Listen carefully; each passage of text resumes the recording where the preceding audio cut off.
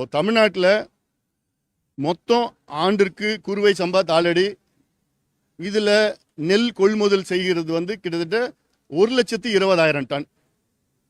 அதில் தமிழக அரசு செய்கிறது வந்து வெறும் 40 லட்சம் டன் தான்.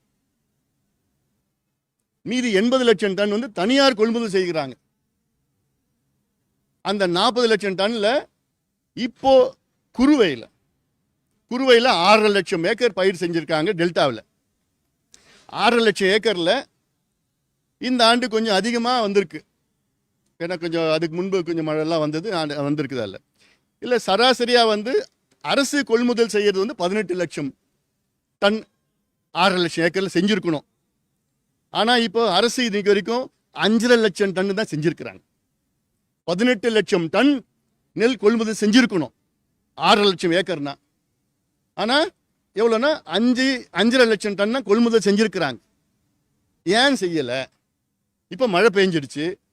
விவசாயிகள்லாம் வச்சுக்கிட்டு அந்த நெல்லை வச்சுக்கிட்டு அவங்க பாவம் அப்படியே மூடி போட்டு வச்சுருக்காங்க. அதில் நனைஞ்சு விளைஞ்சிடுச்சு. இப்போது அந்த 4 மாவட்டம், நான் சொன்ன 4 மாவட்டத்தில் 914 கொள்முதல் நிலையங்கள் தான் இருக்குது. தஞ்சை, திருவாரூர், நாகை, மயிலாடுதுறை. ஒரு நாளைக்கு ஒரு கொள்முதல் நிலையத்தில் 1000 மூட்டை கொள்முதல் செய்யலாம். 1000 மூட்டைன்னா 40 டன். ஒரு மூட்டை 40 கிலோ. அவ்வளோதான் கெப்பாசிட்டி இருக்குது அவங்களுக்கு.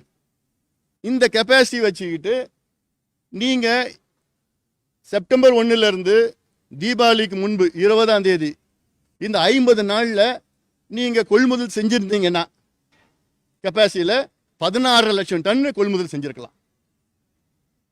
70 நாளில் 914 சென்டர்ஸில் ஒரு சென்டரில் 40 டன் ஒரு நாளைக்கு. ஆனால் செஞ்சது எவ்வளோ? வெறும் 5.5 லட்சம் டன் தான்.